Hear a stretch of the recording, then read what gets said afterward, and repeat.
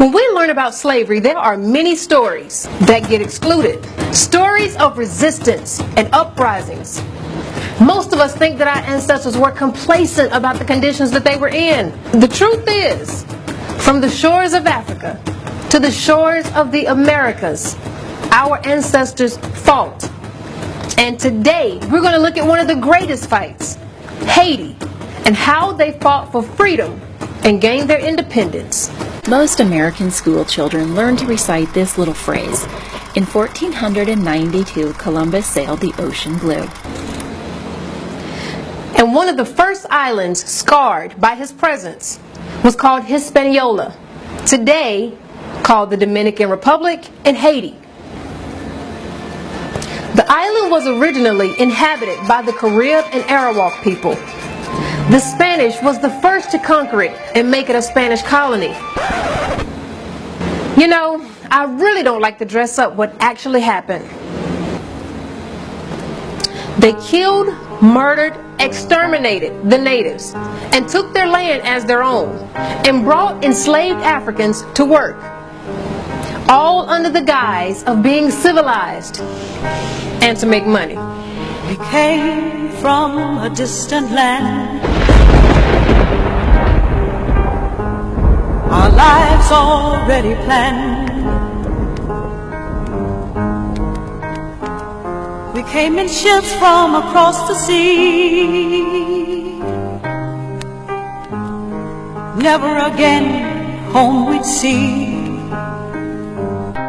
In the 17th century, France was given control of the western section of the island, and the colony was named Saint-Domingue.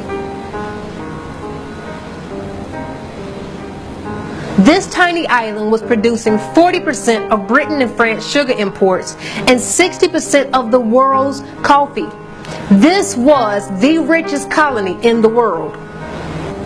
Those figures alone tells me that there was some serious exploitation of our ancestors. Our masters saw we worked from morn till night,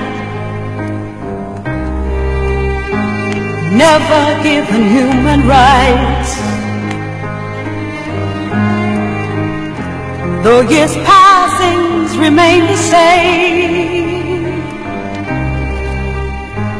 children born with no last names. What is to become of thee?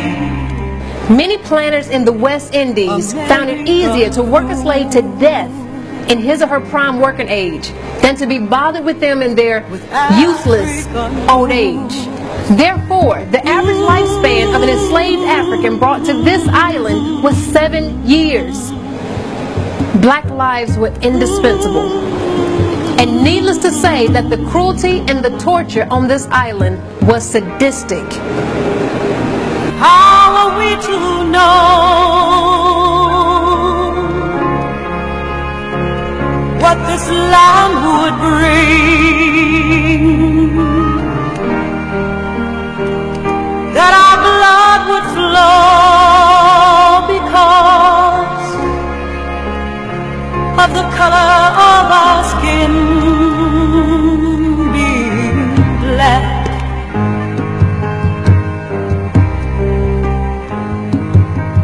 Being black.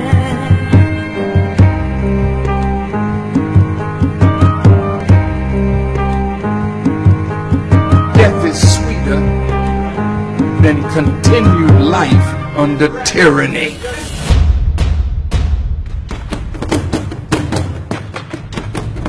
No matter how much Europeans were pressed and oppressed, armed resistant movements and uprisings from our ancestors occurred all across the island. On August 14, 1791, an independent revolutionary struggle was prepared and led by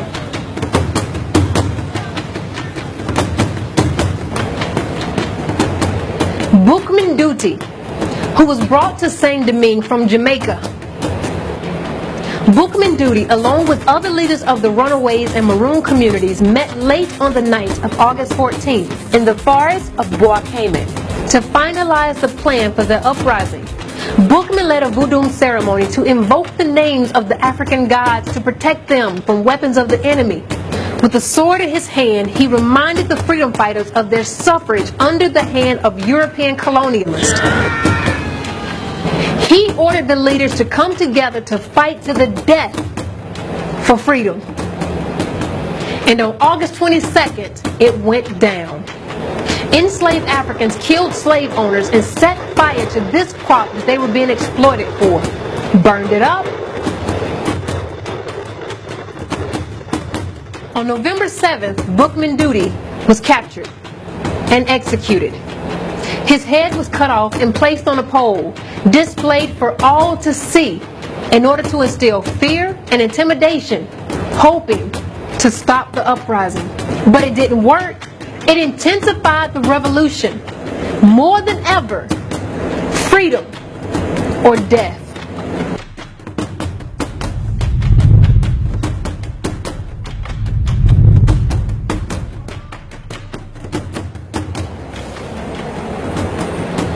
Toussaint Overture was captured by the French and sold into slavery to Haiti.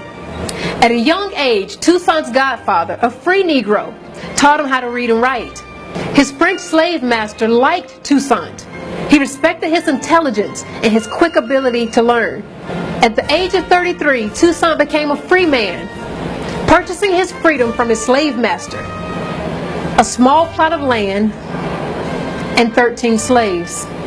Yes, he became part of the same exploitative system of the European colonialists, mimicking the likeness of his oppressors over his own people.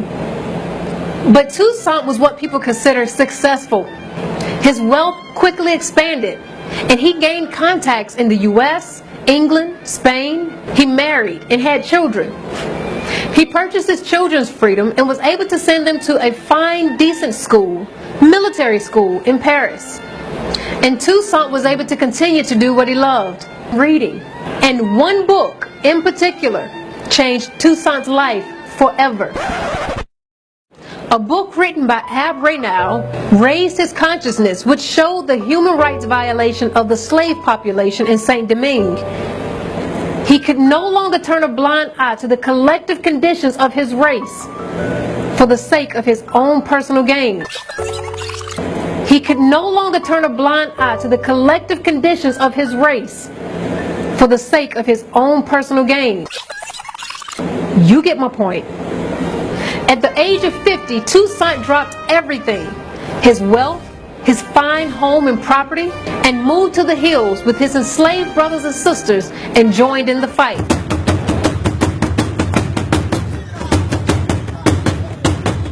At this point in the fight for liberation, the slave Maroons were disorganized. They were fighting for the freedom of individual Maroon clans, but Toussaint saw the bigger picture. Freedom for all. So he unified all of these different Maroon communities into one large army.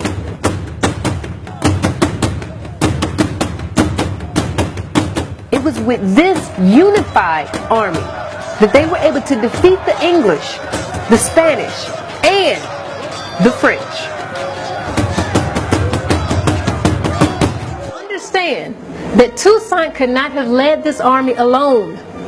Amongst all of his noble warriors, there is one powerful leader that stands out.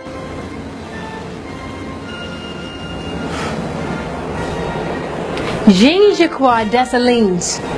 Born an enslaved African, Dessalines was known for being a tactical and ruthless leader.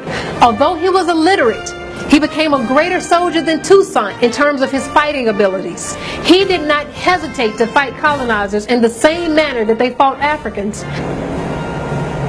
Even Toussaint didn't always agree with Dessalines' tactics. But he grew up seeing how uncivilized the European colonialists were and understood being diplomatic with an undiplomatic enemy would not gain you independence.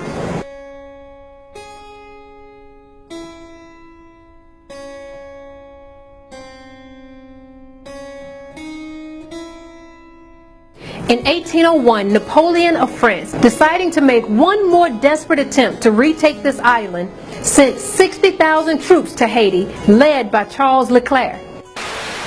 France was assisted by massive help from England, the main imperial power, by the United States, by others.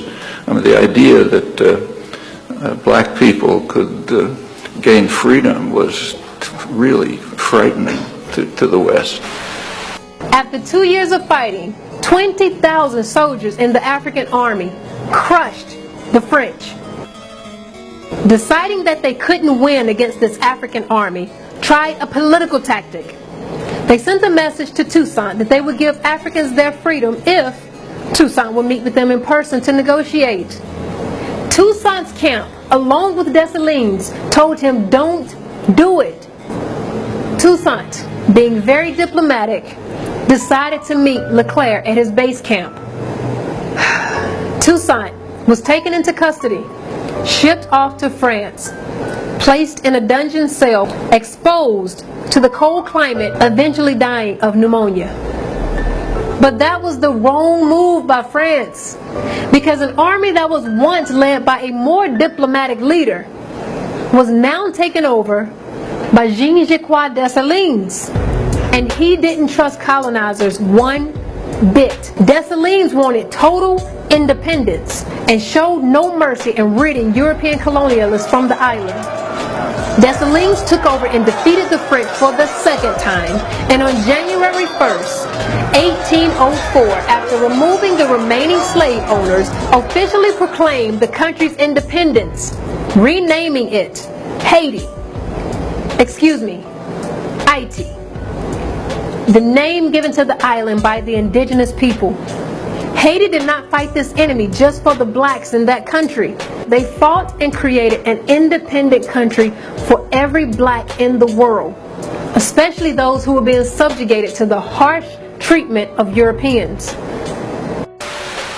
Haiti is a very, very, very, very important island in the Pan-African struggle. Haiti brings pride to Africans who know history. In 1803, Haiti was the most democratic country in the world. It was the only country in the world that did not allow slavery on its borders. The only country in the world in 1803.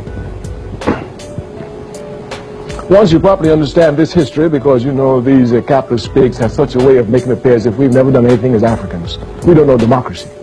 Right? We don't know democracy. In 1803, Africans gave the freest world, the freest nation to the entire world. The only country in the world that did not allow slavery was Haiti. And not only did not allow it, but the only country in the world that put its natural resources towards fighting against any oppression was Haiti. Simon Bolivar, who liberated South America, anyone who knows the history knows it was Haiti that gave him the money, outfitted him with ships to start the struggle. And the Haitians demanded only one thing of Bolivar. When you free Venezuela, when you free Colombia, when you free Argentina, when you free Peru, free the slaves. The only condition of which they required of Simon Bolivar. This is history. You can't hide the truth, and if you know your history, you look for history, you'll find it. You can imagine the threat that that Haiti imposed upon America since 1803. There was nothing that American imperialism, one other thing I must tell you. From this period, 1803, Haiti fought every major European power, the Americans, the French, the Spanish, the Germans, the Portuguese, all of them, trying to bring Haiti down, and not one of them could make Haiti renege on her democratic principles. On that country, there would never be on that territory a slave. Every man, every woman was free. You just make it to Haiti and you're free, no slavery. Everywhere else there was slavery, everywhere else. In the great America, they were, let's not talk about that. So anyway, you could imagine the threat that Haiti posed. American imperialism, all of its life, had only one objective: to bring those slaves back onto the plantation. There was only one objective: bring those slaves back to the plantation. And America, France, all of them could not bring Haiti back to the plantation. Even after slavery was made illegal throughout the Western Hemisphere and was even abandoned and emancipation proclamations were read everywhere, Haiti continued to be the guiding inspiration for Africans throughout the Western Hemisphere. After their independence, Haiti continued to fight for others to gain their freedom. And for that, we thank all of our revolutionary-minded brothers and sisters of IT.